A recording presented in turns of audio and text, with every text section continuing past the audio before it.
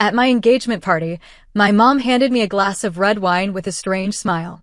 Something about the smell felt off. So I casually swapped it with my sister's glass. 30 minutes later, she collapsed, gasping for air. As chaos broke out, I calmly handed the untouched original glass to the paramedics and locked eyes with my mother, whose smile had completely vanished. You know that gut-wrenching feeling when you just know something is horribly wrong, even when everything looks perfect on the surface. That's exactly what hit me the night my engagement party, this beautiful dream come true, suddenly felt like a waking nightmare. It was a single, split-second decision that changed everything, and honestly, it still sends shivers down my spine to think about. To understand why a simple glass of wine from my own mother could trigger such a primal sense of alarm, you have to know our story. I'm Cassandra Sullivan, Cassie to everyone except my mother, Elizabeth. I was 28 when my perfectly curated engagement party in Portland, the kind with crystal chandeliers and skyline views, became the stage for a shocking betrayal. Growing up, our colonial home looked like it belonged on a Christmas card. But behind that pristine facade, my mother, Elizabeth Sullivan, ruled with an iron fist, meticulously controlling every detail of our lives. My father, Harold, a successful accountant, simply retreated, physically present but emotionally miles away, a silent spectator to her reign.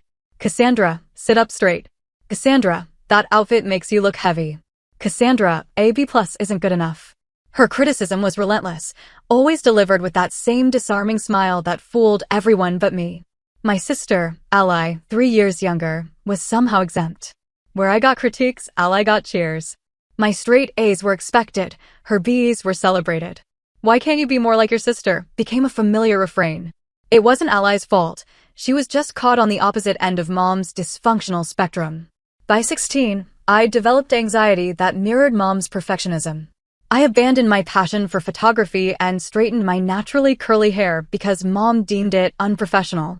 I dated boys she approved of, feeling absolutely nothing for them. College was my escape.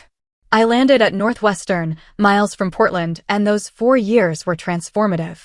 I let my curls grow, pursued photography, and finally discovered who Cassie Sullivan was without Elizabeth Sullivan's constant commentary. After graduation, I built a life in Chicago writing, taking photos, feeling authentically myself. Then, at 26, I met Nathan Thompson. He spilled coffee on my laptop, bought me a new one, and somehow turned a disaster into our first date. Nathan was steady, kind, and completely unthreatened by my success. 2 years later, he proposed on the Chicago waterfront with a vintage emerald ring that showed how deeply he knew me. When I called my parents with the news, Dad offered genuine congratulations. Mom's response?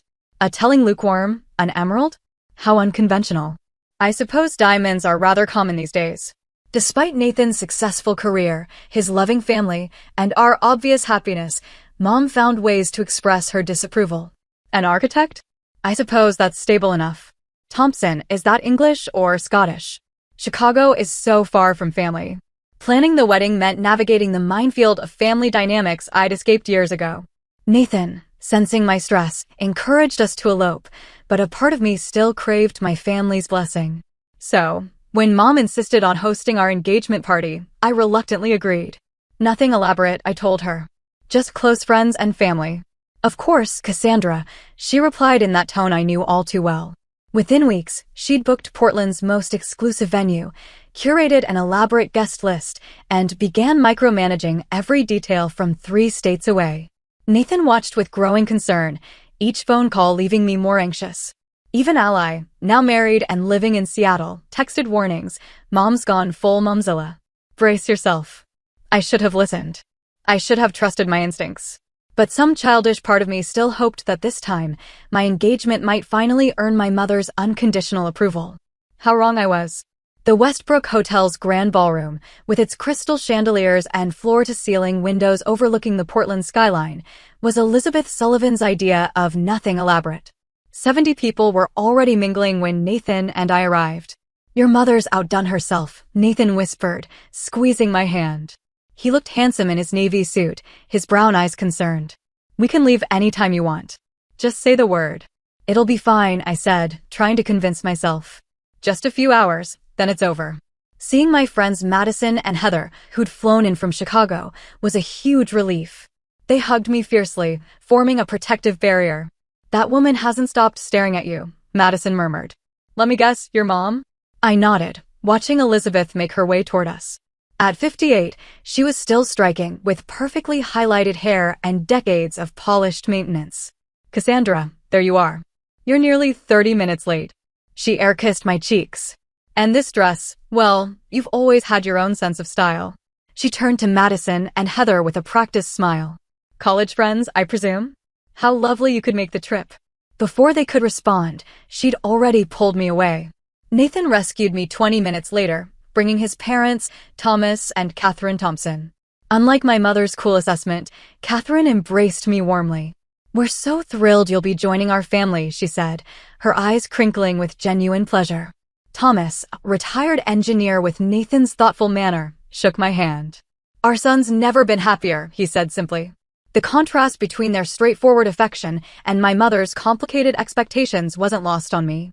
I caught Nathan watching the difference too, his expression a mix of sympathy and love.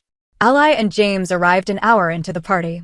My sister looked stunning, her blonde hair, Mom's natural color, falling in perfect waves. Her blue dress, I was certain, was Mom approved. Cassie. Ally broke away to hug me. This is insane, right? Mom said it would be small. I laughed. When has Mom ever done anything small? Fair point. How are you holding up? Before I could answer, Mom appeared. Allison, darling, you look beautiful. That color is perfect with your complexion. She turned to me. Cassandra, the caterers need direction about the timing for the toast. I told them you'd want to handle it personally. I hadn't planned a toast, hadn't planned any of this, really, but I nodded. Sure, Mom. As she led me toward the catering staff, I overheard her murmuring to Ally. Try to convince your sister to put some lipstick on before the photos, won't you?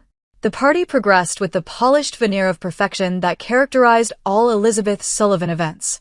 I circulated, accepted congratulations, and tried to keep Nathan within arm's reach for moral support.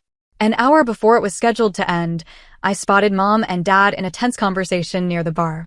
Dad looked unusually animated, shaking his head firmly, while Mom's expression grew increasingly rigid. When she noticed me watching, she immediately transformed her face into a pleasant smile and said something that made Dad walk away. Everything okay? I asked when she approached. Of course, dear. Your father's just being difficult about the toast. She patted my arm. I've decided we should do it now, before people start leaving. I've asked the staff to prepare something special. She signaled a waiter who began distributing champagne flutes. Nathan and I moved to the center of the room. Dad appeared at Mom's side, looking uncomfortable but resigned. Ally and James joined us, completing the family picture. Mom raised her hand and the room quieted. We're so delighted you could all join us to celebrate Cassandra and Nathan's engagement, she began, her voice carrying perfectly. Harold and I couldn't be prouder. Dad nodded stiffly beside her. I felt Nathan's hand tighten around mine. Before Harold gives the official toast, Mom continued. Though this was clearly news to Dad, I wanted to offer a special toast just for our immediate family. She turned to a server who carried a tray with 5 champagne flutes and 1 glass of red wine. Champagne gives Cassandra headaches, Mom explained to the puzzled looks. Though this wasn't true, I'd never had a champagne headache in my life. So I've selected a special vintage for her. She handed the wine to me with that strange smile, lips curved, but eyes watchful, almost anticipatory. The flutes went to Nathan, Dad, Ally, and James.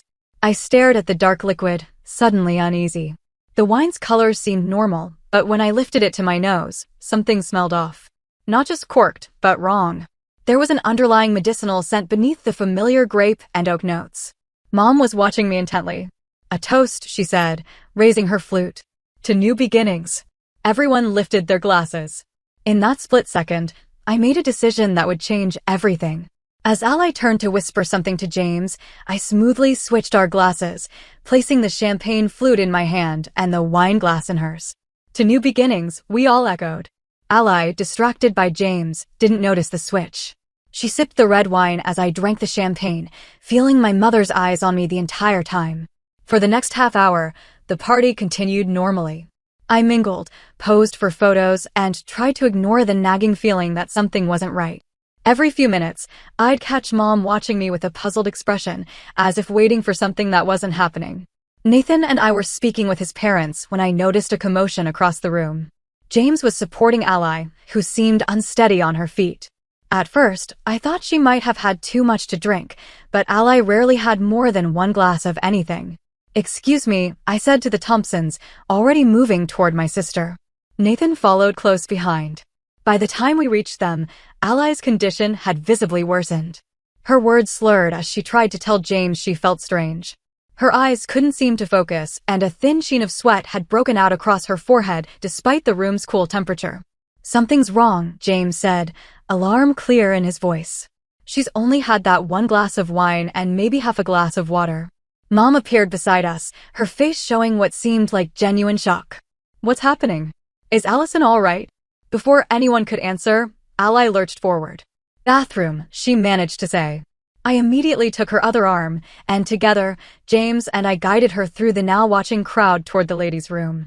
We barely made it inside before Ally collapsed to her knees in front of a toilet, violently ill. I held her hair back, exchanging worried glances with James, who hovered anxiously in the doorway. "This isn't normal," I said as Ally continued retching. "This isn't just alcohol." "I'm calling 911, James decided, pulling out his phone. Ally's condition deteriorated rapidly. Between bouts of sickness, she complained of dizziness and numbness in her extremities.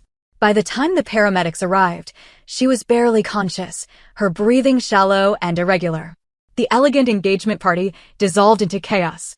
Guests were ushered out as the medical team worked on Ally, asking rapid-fire questions. What had she consumed? Any allergies? Medications?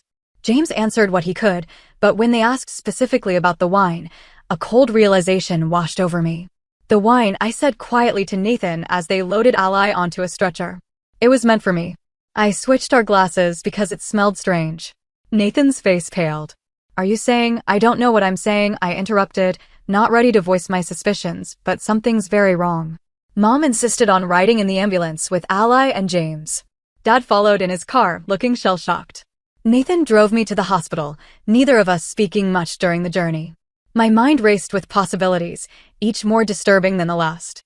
"What exactly did you smell in the wine?" Nathan finally asked as we parked. "Something medicinal, like cough syrup, but sharper." I turned to him, fear evident in my voice. "Nathan, who would want to drug me at my own engagement party?" The question hung between us, neither willing to voice the answer that was becoming increasingly clear. The hospital waiting room was a tableau of family tension. Dad paced nervously while Mom sat perfectly still, her posture rigid, hands clasped tightly in her lap. James stood by the doorway, alternating between checking his phone and asking the nurses for updates. Nathan and I sat slightly apart from my parents, his arm around my shoulders. "Family of Allison Brooks," a doctor finally called. We all stood. The doctor explained that Ally had been drugged. Tests showed a significant amount of sedatives in her system, along with another substance they were still identifying. The combination had caused her adverse reaction. Had she taken any medication today? Anything that might have interacted with alcohol? The doctor asked. "No, nothing," James answered firmly. "Ally doesn't even take aspirin unless she absolutely has to." "Then I'm afraid we're looking at a potential case of intentional drugging," the doctor said gravely. "We've already notified the police." Mom let out a small gasp. Dad placed his hand on her shoulder, his expression unreadable. 2 police officers arrived shortly after, taking preliminary statements from everyone. I sat with Nathan, watching the family drama unfold with a growing sense of dread. The pieces were coming together in a pattern I didn't want to acknowledge. "I need to tell them," I whispered to Nathan after the officers had spoken with my parents. Nathan nodded gravely. "I think you do." When the officers approached us, I took a deep breath and told them everything: the strange wine, the odd smell, my split-second decision to swap glasses with Ally. I watched their expressions shift from routine questioning to serious concern. "And why did you feel the need to swap glasses, Miss Sullivan?" the female officer asked. I hesitated, aware of my parents within earshot. "Instinct, I guess." "Something felt wrong. Did you have any reason to believe someone might want to harm you?" Again, I paused.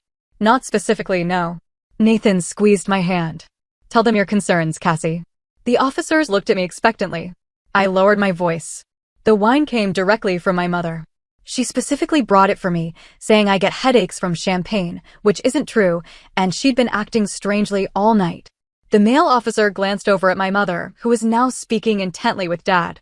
"We'll need to investigate this further. Would you be willing to provide a formal statement?" I nodded, feeling like I was crossing a line I could never retreat back over. While the police spoke with hospital staff, I pulled Dad aside to a quiet corner of the waiting room. Dad, I need to know the truth. What's been going on with Mom? His face seemed to age years in seconds. He ran a hand through his thinning hair. Cassie, your mother hasn't been herself lately. She's been fixated on your engagement in ways that aren't healthy. What does that mean? She's been saying things about Nathan not being right for you, about how you're making a mistake. He looked away. I thought it was just her being controlling, as usual. I never imagined he couldn't finish the sentence. Has she seen anyone? A therapist. Dad laughed bitterly. You know your mother. Therapy is for other people who can't handle their problems. I've suggested it for years. Our conversation was interrupted when James called out that Ally was awake and asking for family. As we all moved toward her room, a police officer stopped Mom. Mrs. Sullivan, we'd like to ask you a few more questions. Mom's face remained composed, but I caught the flicker of panic in her eyes. Of course, officer. Though I don't see how I can help. This is all just a terrible misunderstanding. While she spoke with police, the rest of us entered Ally's room. My sister looked frighteningly pale against the white hospital sheets and 4 dripping fluids into her arm. James immediately went to her side, taking her hand. What happened? Ally asked weakly. I exchanged glances with Dad, unsure how much to say. Before either of us could respond, a nurse entered with a police officer. We need to check Mrs. Sullivan's personal belongings, the officer explained. Standard procedure in cases like this. Mom's purse sat on a chair where she'd left it before being taken for questioning. The officer put on gloves and carefully opened it, cataloging the contents. Among the expected items, wallet, phone, makeup, was a small leather-bound book. What's that? I asked. Appears to be a diary, the officer said, bagging it as potential evidence. A diary? I'd never known my mother to keep one. The discovery felt ominous, like finding a snake hidden in a flower arrangement. As the officer left with the bagged items, I turned back to Ally, who was watching me with confused eyes. Cassie, did you switch our drinks? She asked quietly. The directness of her question stunned me into silence. In that moment, I realized there was no going back. The truth was emerging, whether I was ready or not. The hospital waiting room became our family's temporary headquarters as we waited for updates on Ally's condition and the police investigation. Nathan's parents had arrived, providing a steady, calm presence that contrasted sharply with the Sullivan family chaos. Thomas Thompson brought coffee for everyone, his kindness highlighting how rare such simple gestures were in my family. Catherine sat beside me, occasionally patting my hand without demanding explanations or offering unwanted advice. The doctor confirmed it was a mix of sedatives and something they're still identifying, James announced, returning from speaking with medical staff. They're keeping her overnight for observation, but she should recover fully. Relief washed over us, followed quickly by the grim reality of why we were there. 2 detectives had replaced the uniformed officers, and they were now interviewing each of us separately in a small consultation room. When it was my turn, I repeated my story, the strange wine, the impulsive switch, the growing suspicion that my mother had intended to drug me. Can you think of any reason your mother would want to incapacitate you, Miss Sullivan? The female detective asked. She's always been controlling, I replied, but this is beyond anything I could have imagined. We found this in your mother's purse, the male detective said, sliding a photocopy across the table. It was a page from Mom's diary, dated just 3 days earlier. Cassandra continues with this ridiculous engagement. Nathan is completely wrong for her, too soft, too accommodating of her independence. If the party doesn't change her mind, more direct measures may be necessary. Harold is useless as always. I stared at the words, written in my mother's elegant script. They confirmed my worst fears while raising new questions. There's more, the detective continued. Earlier entries suggest your mother has been planning to disrupt your engagement for months. Some entries mention specific drugs she researched online. The room seemed to tilt slightly. Has she been arrested? Not yet. We're building our case. Your sister's toxicology report will be crucial evidence. When I returned to the waiting room, Nathan immediately wrapped his arm around me. What did they say? I showed him the diary photocopy. His face darkened as he read it. Cassie, this is serious. Your mother needs help. Professional help. I know, I whispered. I just can't believe she'd go this far. Dad was interviewed next. When he returned, his face was ashen. He sank into a chair across from me, looking suddenly old and defeated. Did you know? I asked him directly. About what Mom was planning? No, he said, his voice cracking, but I knew she wasn't well. I've known for years, Cassie, and I did nothing. I just adapted around her behaviors, made excuses. He covered his face with his hands. This is my fault too. Mr. Sullivan, Nathan said carefully, Elizabeth needs psychiatric help. This goes beyond controlling behavior. Dad nodded, tears in his eyes. They showed me the diary. There were things in there. He trailed off. Things about all of us. Her resentment toward you, Cassie, for escaping her influence. Her fixation on Ally as the good daughter. Her contempt for me. He looked up at me. I'm so sorry. I failed you girls. The police had taken Mom to the station for formal questioning. James had returned to Ally's room, leaving Nathan, my father, and me to process what was happening. I need to see Ally, I said finally. Dad nodded. She's asked for you. When I entered Ally's room, James tactfully stepped out to give us privacy. My sister looked better. Some color had returned to her cheeks, though she still appeared exhausted. Is it true? She asked immediately. Did Mom try to drug you and I got it instead? I sat beside her bed, taking her hand. It looks that way. The police found her diary. She's been planning to sabotage my engagement. Ally's eyes filled with tears. Why? Why would she do that? She's not well, Ally. I think she hasn't been for a long time. But I never saw it, Ally whispered. She was always so normal with me. So loving. I squeezed her hand. That's because you were the good daughter who did everything she wanted. I was the one who fought back. Who left? I didn't. No, it was that bad for you, Ally admitted. I thought you were just being dramatic when you complained about her. The hurt of that statement, of years being dismissed as dramatic when I was actually being abused, hit hard. But this wasn't the time for that conversation. It doesn't matter now. What matters is that you're okay and that Mom gets help. Ally looked at me with new understanding. You saved me, you know. The doctor said with my lower body weight, if I'd had the full dose she intended for you, it could have been much worse. I hadn't considered that, how my split-second decision might have actually prevented an even greater tragedy. The thought was sobering. We sat in silence for a moment, two sisters recalibrating their shared history in light of new revelations. What happens now? Ally finally asked. I don't know, I answered honestly. But things can't go back to the way they were. As if on cue, there was a commotion in the hallway. Raised voices, one of them unmistakably our mother's, echoed through the door. I demand to see my daughter. Mom was saying. This is ridiculous. I've done nothing wrong. The door burst open, and there she was, Elizabeth Sullivan, perfectly put together despite the circumstances, her face a mask of righteous indignation that faltered only slightly when she saw Ally and me together. It was time for the confrontation I'd been avoiding my entire life. Allison, darling, are you all right? Mom rushed to Ally's bedside, completely ignoring me. This whole situation is a terrible misunderstanding.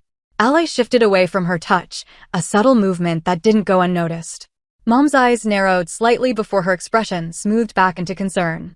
Mom, I said firmly, standing my ground. We need to talk about what happened. There's nothing to discuss, Cassandra. Clearly someone at the catering company made a dreadful mistake. Her voice was perfectly controlled, reasonable. It was the voice she'd used my entire life to make me doubt my own perceptions. The police found your diary, I said quietly. The change was instantaneous. Mom's carefully composed face froze, a flicker of panic crossing her features before she recovered. That's private property. They had no right. They had every right, James said from the doorway where he'd been listening. Your daughter was poisoned. Poisoned? Mom laughed, the sound brittle. That's absurdly dramatic. It was a mild sedative, nothing dangerous. The admission hung in the air. We all stared at her, the pretense of innocence shattered by her own words. So you did put something in the wine, Ally said, her voice small and hurt. You just admitted it. Mom seemed to realize her mistake. She backtracked quickly. I meant hypothetically. If anything was in the wine, which I'm not saying there was, stop lying. I interrupted, years of pent-up frustration breaking through. Stop manipulating. Stop gaslighting us all. Just stop, Mom. How dare you speak to me that way, she hissed, her mask slipping further. After everything I've done for you. What exactly have you done for me? I asked. Criticized me? Controlled me? Made me feel like I was never good enough. I pushed you to be your best, she countered. If it weren't for me, you'd have settled for mediocrity. If it weren't for you, I might have actually believed in myself. I shot back. Nathan was the first person who made me feel worthy of love without conditions, and you couldn't stand it. Mom's face contorted with anger. Nathan is wrong for you. He's weak. He lets you make your own decisions, encourages your ridiculous independence. He's destroying everything I've built. Everything you built? I echoed incredulously. You mean the prison of expectations you trapped me in? The constant criticism? The impossible standards? I was making you strong. You were breaking me down. And when you couldn't control me anymore, you tried to drug me at my own engagement party. Mom's composure cracked completely. It was just supposed to make you sick enough to go home early, to miss that ridiculous after-party his friends planned where they were going to convince you to move the wedding to Chicago. The specificity of the statement stunned me. How did you know about that? We didn't tell you about the after-party. A trapped look crossed her face. I have my ways of knowing things. You read my texts. I realized. When I went to the bathroom, you checked my phone. She didn't deny it. Instead, she switched tactics, turning to Ally. Allison, surely you understand. I was protecting our family, keeping us together. Cassandra was going to move even farther away, start a new family that didn't include us. Ally shook her head slowly. Mom, I moved to Seattle. I started my own family with James. That's normal. That's healthy. That's different. Mom insisted. You visit regularly, you call every week, you include me in your life. Because you never made me feel guilty for having my own life, Ally said with dawning realization. You love the version of me you created. You hate the version of Cassie that escaped your control. Mom's face flushed with anger. You have no idea what you're talking about. Neither of you do. The monitor tracking Ally's heart rate began beeping faster. James moved immediately to her side, concern evident. You need to leave, he told Mom firmly. You're upsetting my wife, who is here because of you. This is a family matter. Mom said dismissively. I am family. James replied, and right now I'm asking you to leave before I call security. Mom looked to Dad, who had been standing silently in the doorway. Harold, say something. Dad straightened his shoulders, something I'd rarely seen him do in Mom's presence. Elizabeth, that's enough. You need help. Help? She scoffed. I am the only one thinking clearly here. Cassandra is making a terrible mistake and none of you can see it. The only mistake I made was letting you control my life for so long, I said quietly. And inviting you to be part of my engagement. Mom's eyes widened, her breathing becoming erratic. You don't mean that. You need me. You've always needed me. No, Mom. You needed me to need you. There's a difference. Something in her seemed to snap. She lunged toward me, grabbing my shoulders. You ungrateful, selfish girl. After everything I've sacrificed for you. Nathan and Dad both moved at once, pulling Mom away from me. She fought against their restraint, her carefully constructed image completely shattered as she shouted accusations and threats. A security guard appeared in the doorway, followed by a nurse. What's going on here? This woman tried to assault my fiancé, Nathan explained, still holding Mom's arm. She's also the one who drugged her other daughter, the patient. The security guard spoke into his radio, requesting police presence. Mom's struggles increased. This is ridiculous. I am Elizabeth Sullivan. Do you know who I am in this community? Her hysteria only confirmed what we were all now seeing clearly, a woman who had hidden severe mental illness behind a facade of perfectionism and control for decades. The police arrived minutes later, the same detectives who had interviewed us earlier.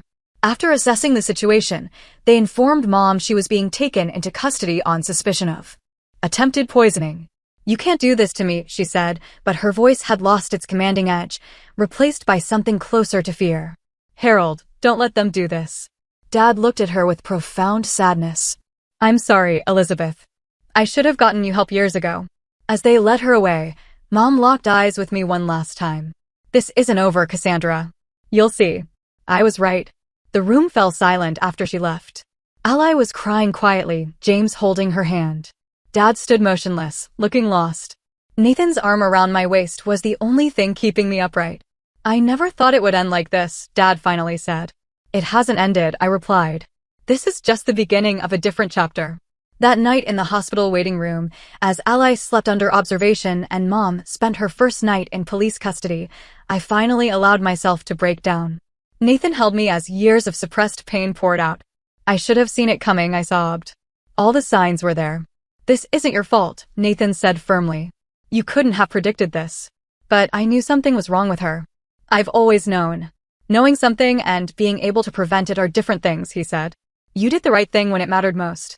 You trusted your instincts, and you likely saved both yourself and Ally from worse harm. As my tears subsided, I felt something unexpected, a sense of liberation mixed with the grief. The truth, as painful as it was, had finally broken through decades of pretense, and in that broken open space, maybe genuine healing could begin. The weeks following what the family now referred to simply as the incident unfolded like scenes from someone else's life. Mom underwent psychiatric evaluation while in custody, resulting in a diagnosis that explained so much: narcissistic personality disorder with paranoid features, exacerbated by untreated anxiety. The district attorney charged her with attempted poisoning and assault. Her lawyer immediately began building a case around diminished mental capacity, while our family grappled with what justice would look like in this situation. The DA wants to know if you'll testify, Dad told me over coffee in a neutral downtown location. He'd lost weight, the strain of recent events evident in the new lines on his face. They say your testimony would strengthen their case considerably. And if I don't? I asked. He sighed heavily. The charges might be reduced. Elizabeth could potentially serve minimal time, possibly just probation with mandatory psychiatric treatment. The decision weighed on me. Part of me wanted accountability, consequences for years of emotional abuse culminating in that final dangerous act. Another part recognized my mother was ill, had likely been ill for most of my life. What would you do? I asked Dad. He stared into his coffee cup.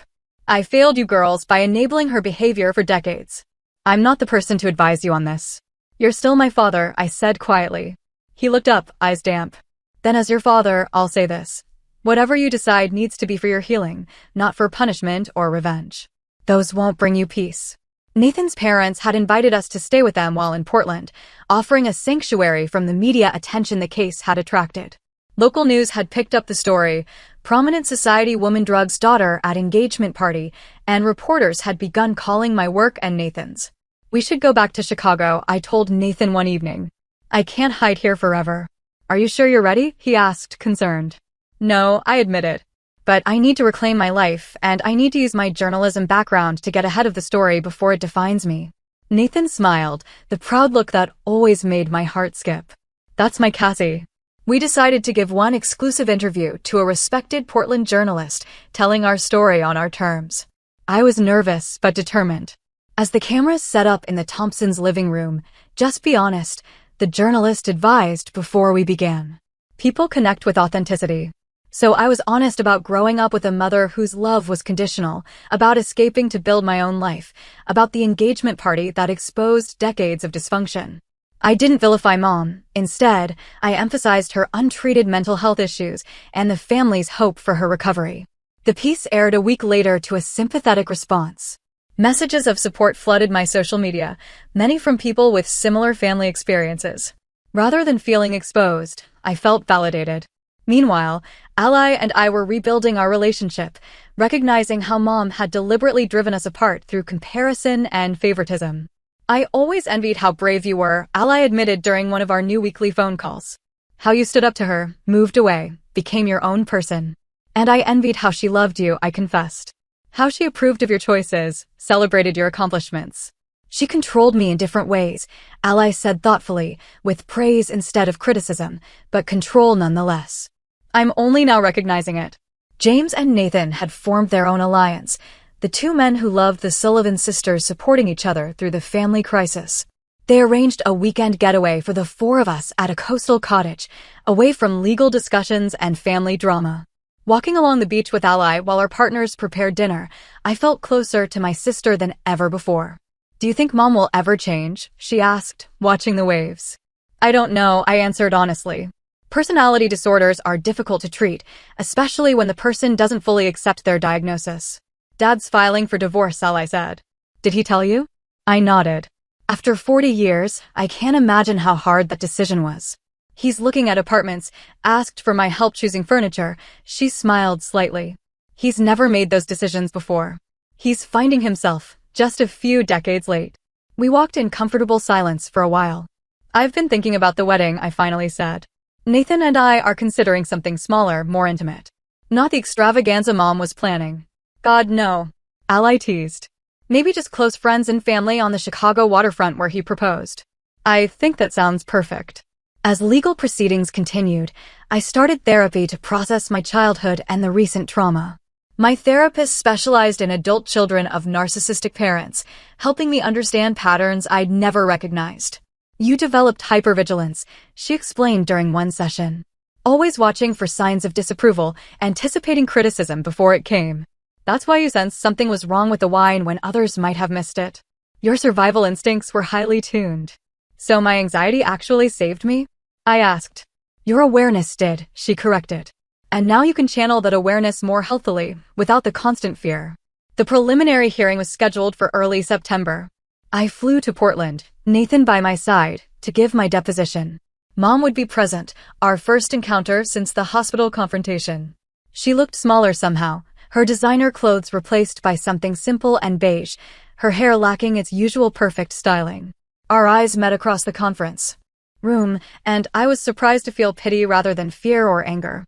Her lawyer had negotiated a plea deal, guilty on reduced charges, mandatory psychiatric treatment, probation, and a restraining order preventing contact with me unless I initiated it. It was as fair an outcome as possible, I thought, consequences paired with treatment. When asked if I wanted to make a victim impact statement, I declined. What could I possibly say that would change anything now? As we left the courthouse, a reporter called out, "Cassandra, do you forgive your mother?" I paused. Forgiveness isn't a moment, it's a process, I finally replied. Right now I'm focused on healing. Back in Chicago, Nathan and I resumed wedding planning, this time on our terms. A small ceremony, 40 guests maximum, with Madison as my maid of honor and ally as a bridesmaid. No elaborate decorations or society expectations, just authentic celebration. Are you inviting your mother? Madison asked hesitantly while helping me choose a simple white dress that felt right. No, I said without regret. The restraining order prevents it, but honestly, I wouldn't anyway. This day needs to be free from that anxiety. And your dad? I smiled. Yes, he's walking me down the aisle. He's different now, going to therapy himself, learning to be more present. It's like meeting a new version of my father. 6 months after the engagement party, our lives had transformed in ways I never could have predicted. Mom was in a residential treatment facility. Dad was learning independence in his small Portland apartment. And Ally and I spoke almost daily, our relationship stronger through shared understanding. Nathan and I had emerged stronger too. You know, he said one night as we finalized our guest list, "I fell in love with you because of your strength. Now I've seen exactly how strong you really are." I kissed him, grateful beyond words for his unwavering support. We're going to be okay, aren't we? More than okay, he promised. We're going to be extraordinary. And for the first time in my life, I believed that future was possible, a life defined not by fear and approval-seeking, but by genuine love and hard-won wisdom. On a perfect October afternoon, 6 months after the engagement party that changed everything, Nathan and I stood beneath a flower-covered arch on the Chicago waterfront, exchanging vows surrounded by the people who truly loved us. Madison and Heather beamed from the bridal party, while Ally stood proudly as my matron of honor, her relationship with me now built on mutual respect rather than our mother's manipulations. Dad walked me down the aisle, sober in more ways than one. Weekly therapy and a support group for partners of people with personality disorders had helped him find his voice. When he placed my hand in Nathan's, he spoke clearly, "I give my blessing to this union of equals." For simple words that acknowledged the healthy relationship Nathan and I had built, something he and Mom never had. Elizabeth Sullivan was not present, physically or spiritually. The restraining order remained in effect, but more importantly, I had finally built the emotional boundaries I'd needed my entire life. She continued treatment at a private psychiatric facility, sending occasional letters through her lawyer. Some expressed remorse, others revealed she still couldn't fully accept responsibility. I read them, acknowledged them, and filed them away, no longer allowing her words to dictate my emotional state. After our honeymoon in Portugal, Nathan and I settled into our Chicago apartment, planning a future based on mutual support and honest communication. We discussed having children someday, both committed to breaking the cycles of dysfunction that had shaped my childhood. "I'm terrified of becoming her," I admitted one night. "You won't," Nathan said with certainty. "You're already doing the work to make sure of that." The work he referred to as ongoing therapy, boundary setting, and conscious awareness of inherited patterns. I'd learned that healing isn't a destination, but a practice, something that requires daily commitment and self-compassion. Ally and James visited regularly, our sisterhood flourishing now that we understood how we'd been pitted against each other. "It's like I have a new sister," she told me during one visit, but with all our shared history intact. Dad called weekly, slowly becoming the father he could have been if he hadn't surrendered his agency to Mom's dominating personality. He joined a hiking club, was learning to cook, and had even begun dating, tentatively, awkwardly, but with genuine enthusiasm for this new chapter. As for me, I found my voice professionally as well as personally. The article I wrote about family trauma and recovery was published in a major magazine, launching a series on mental health that resonated with thousands of readers. Messages arrived daily from people who saw their own family dynamics reflected in my story. "You've turned pain into purpose," my therapist observed during one of our now monthly sessions. "I had to," I replied. "Otherwise, what was it all for?" The lesson I carried forward wasn't what I'd expected. It wasn't about villains and victims, or even forgiveness in the traditional sense. It was about understanding that sometimes the people who hurt us the most are themselves deeply wounded. Mom's behavior, while inexcusable, stemmed from untreated mental illness and likely generational trauma she never addressed. This understanding didn't erase the harm or obligate me to maintain unhealthy relationships. Instead, it freed me from the cycle of anger and hurt that had defined so much of my life. I could acknowledge her humanity while protecting my well-being. I could wish her healing without sacrificing my own. The deepest lesson, though, was about trusting myself. If I hadn't listened to that instinct about the wine, that quiet voice warning something was wrong, the outcome could have been devastating. My mother had spent decades training me to doubt my perceptions, to prioritize her reality over my own. In that crucial moment, I chose to trust myself instead. Now, I make that choice daily. I listen to my intuition. I honor my boundaries. I surround myself with people who see me clearly and love me completely. Sometimes, family is who you choose, not who you're born to. Sometimes, the hardest boundaries to set are the ones that hurt initially but heal ultimately. Sometimes, the bravest thing you can do is acknowledge that a relationship is toxic, especially when, it's with someone who should have loved you unconditionally. I don't know if Mom and I will ever have a healthy relationship. That depends on her journey as much as mine. What I do know is that I'm no longer waiting for her approval or living in fear of her criticism. My worth isn't determined by her perception. My happiness isn't contingent on her acceptance. That, perhaps, is the most profound freedom of all. Have you ever had to make a difficult decision to protect yourself from someone who is supposed to care for you? Has your intuition ever saved you from a dangerous situation? I'd love to hear your stories in the comments below. Remember, sharing our experiences helps others feel less alone in their struggles. And if my story resonated with you, please like, subscribe, and share it with someone who might need to hear that it's okay to trust their instincts and set boundaries, even with family. Thank you for listening, and remember, your story matters, your feelings are valid, and you deserve relationships that bring peace, not pain.